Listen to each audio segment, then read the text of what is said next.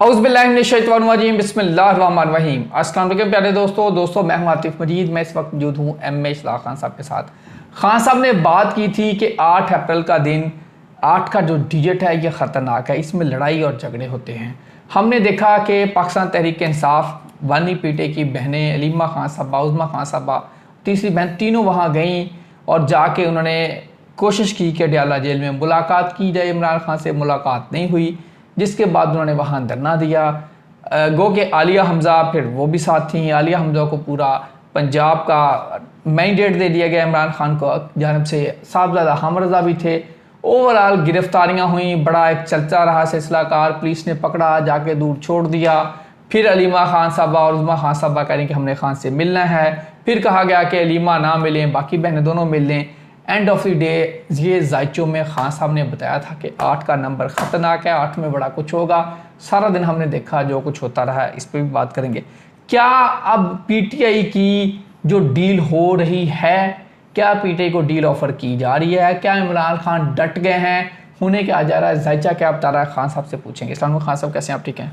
वालेकुम अस्सलाम। बिस्मिल्लाहिर्रहमानिर्रहीम। इन्नल्लाह यअमुरु बिल अदलि वल इहसान। बेशक अल्लाह हुक्म देता है इंसाफ करने का और एहसान करने का। मैं बारहा कहा है कि अल्लाह पाक ने हुक्म दिया है इंसाफ करने का और एहसान करने का। अल्लाह का हुक्म है, कोई शक नहीं। दुनियावी हुक्म नहीं है। ये मैं बारहा कह रहा हूँ।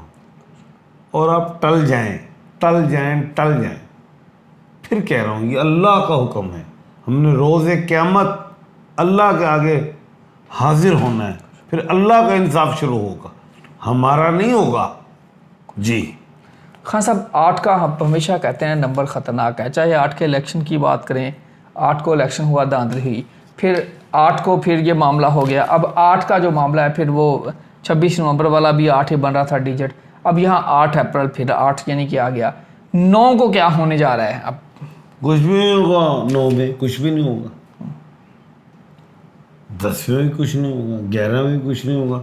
सब अपने अपने डायलॉग बोलेंगे, चले जाएंगे 11, 12, 13, 11, 12 तक। जो 13 को वीनस सीधी हो रही है, वो इमरान खान के लिए मोहब्बत की देवी बन जाएगी। क्यों मैंने कहा था, इशारा दिया था कि 7 को मरकरी सीधी हो रही है, जिसमें कुछ प्रॉब्लम आएगा। और मरकरी पैसे की लड़ाई है। दुनिया में पैसे की गेम चल पड़ी है, मेरे मुल्क में भी आएगी।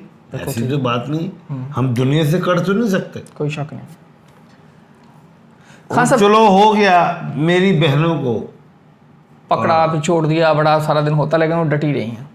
मेरी बहनें हैं, मैं आगे नहीं बोलूँगा। लेकिन एक बात बता दूँ, मामा भैन सब साझी होगी हैं। सुनिया, एक गल याद रखो, तुसी बस मेरी अखां 'च अथरू आ गए ने। मैं यही गल करांगा, साड़ी भैनों नाल तुसी बस गड़ी च पाया। मैं वो पंजाबी के अल्फाज बोलूँगा तो बुरा लगे, गलत भी आएगी। मामा ते भैन सांझी होंदी हैं।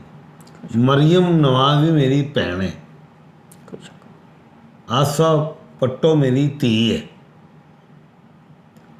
ए भैन धियां ने सियासत नहीं करनी। सुनिया, रब दी सौ बंदे नाल सियासत करो।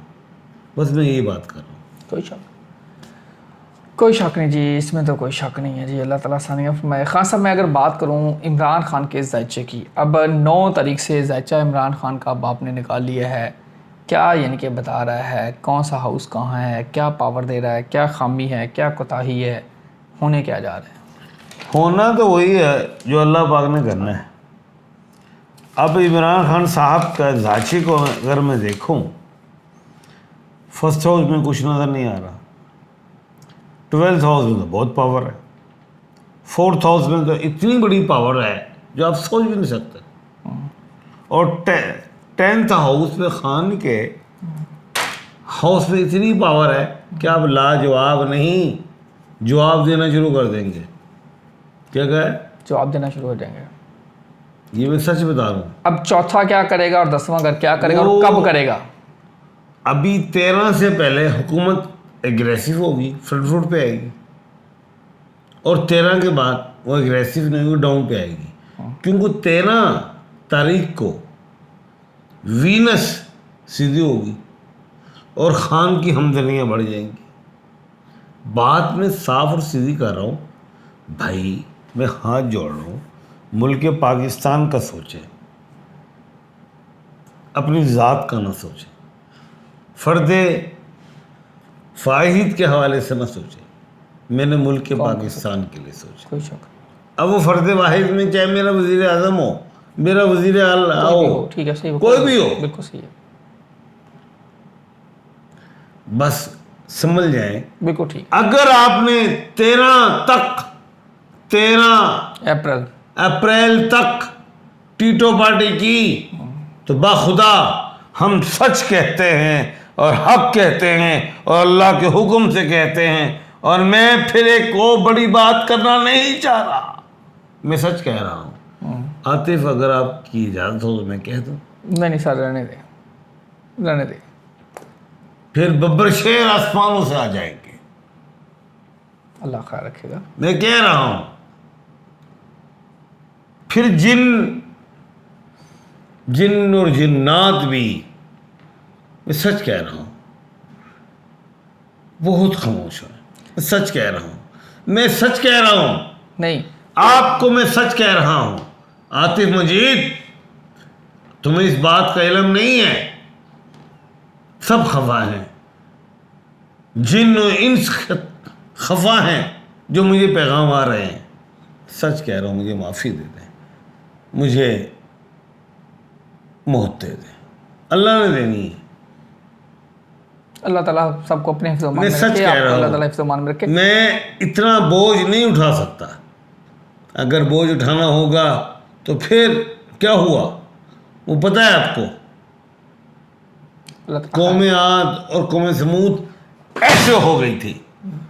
मुझे उस तक साफ सही बात है, कोई शक नहीं है, और हर चीज़ अल्लाह पाक माफ़ करे, माफ हमें फरमाए। बासियत को माफ़ करे। खान साहब, ये सिर्फ इमरान खान की बात नहीं, ओवरऑल हमारे माल, ओवरऑल हम जो बस मैं बात कर रहा हूँ, मेरी पूरी दुनिया में पूरी दुनिया सही, कोई इंसाफ नहीं चल रहा।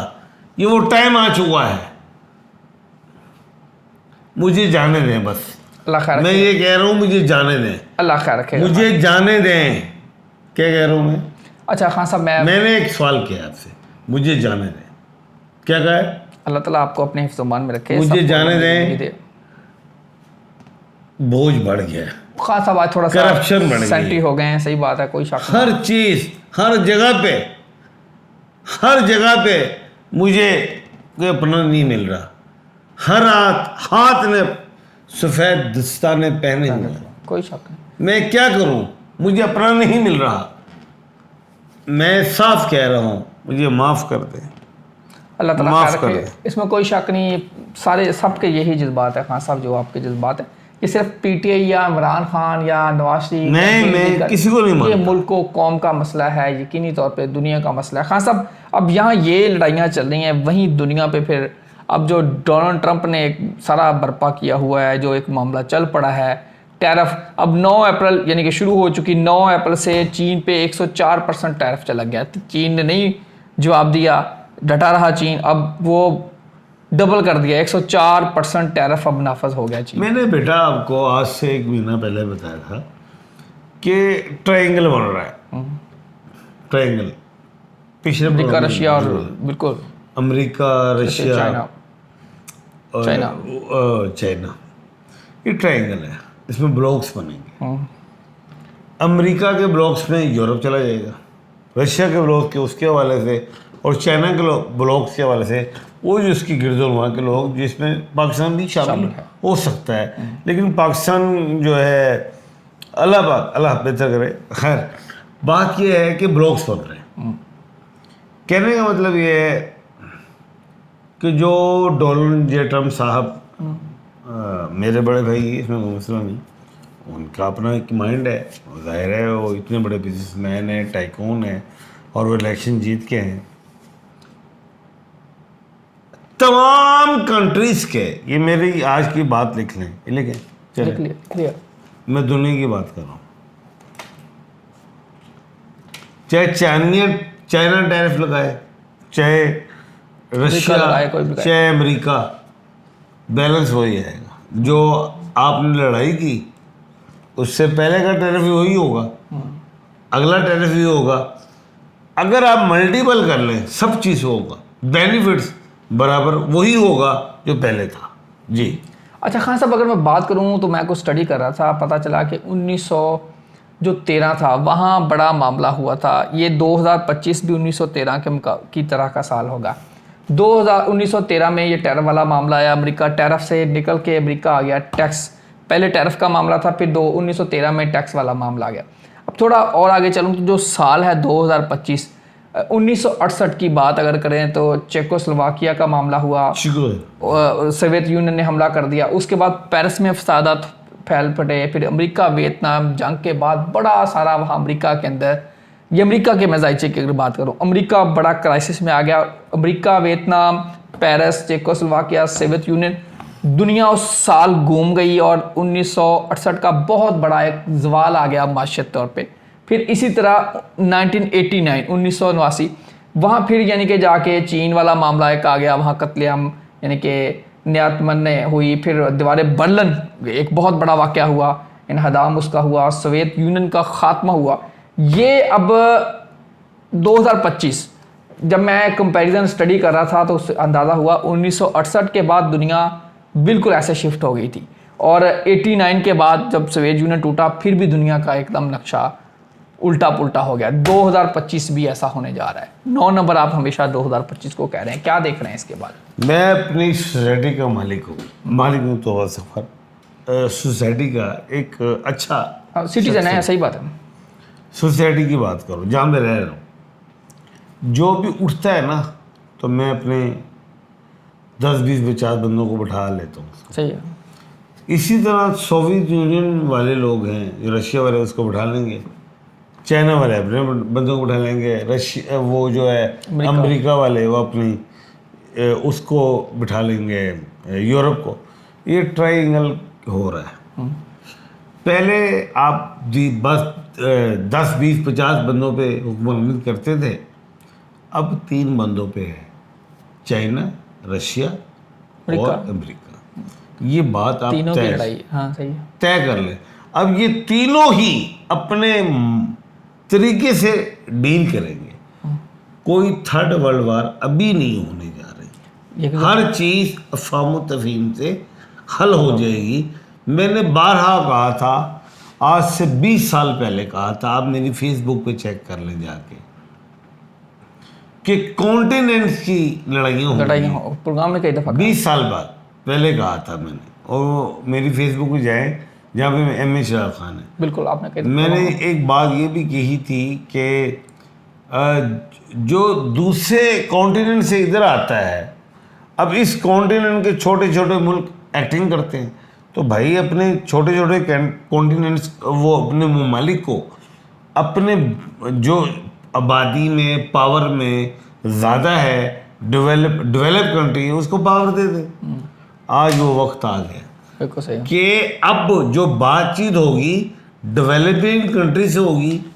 और एक बात और बता दूँ, जो मर्जी कर ले आतिफ मजीद, 3 डेवलपिंग कंट्री का मामला है, अमेरिका, चाइना और रशिया, इस पे बेस करेगी दुनिया। और एक बात और बता दूँ, कोई शख्स अगर एक्टिंग करता है कि मैं अमेरिका के साथ हूँ, मैं फलाने के साथ हूँ, जो भी देश कंट्री अपने ब्लॉक में काम करेगा तो दुनिया में घूमेगा और वो पैसा कमाएगा, अदरवाइज वो ज़ीरो हो जाएगा। सर 2025 9 नंबर, ये 9 नंबर दुनिया को अब लड़ाइयाँ इस तरफ चलेगी। एक स्टार्ट में लॉस एंजलिस में आग लग गई, दुनिया में आग लगी, अभी ये मैशत वाला मामला आ गया, अभी अमेरिका के भी कुछ एरियाज़ में फिर वहाँ आके बगोले हैं, बगोलों की सूरतें यानी कि तबाही मचा रहे हैं। ये ओवरऑल 25 जब दिसंबर 25 मैं तो आसमान से भी देख रहा हूँ, आप दुनियावी वाले से बात कर रहे हैं, बगोले, आग के स्टॉर्म्स और ट्रेन्स एंड क्लाउड, मैं तो इससे आगे देख रहा हूँ।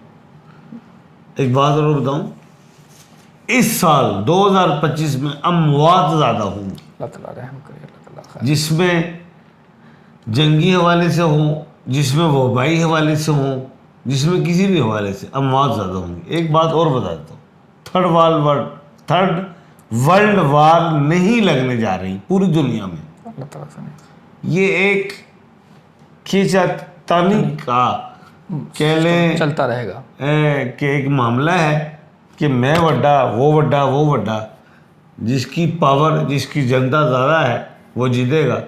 एक बात मैं गलती से बताने जा रहा हूँ, अल्लाह माफ़ फरमाए, मुझे माफ़ करना, मगरिब जीत जाएगा।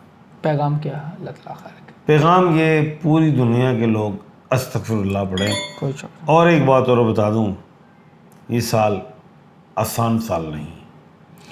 अल्लाह करे ये साल अच्छा साल हो, और जो जो यहाँ गलतियाँ गुनाह हमारे हुक्मरान कर रहे हैं, अल्लाह ताला इनको भी हिदायत दे। आतिफ जी रमेश खान साहब को दीजिए इजाज़त। अल्लाह हाफिज़। पाकिस्तान जिंदाबाद। पाइंदाबाद।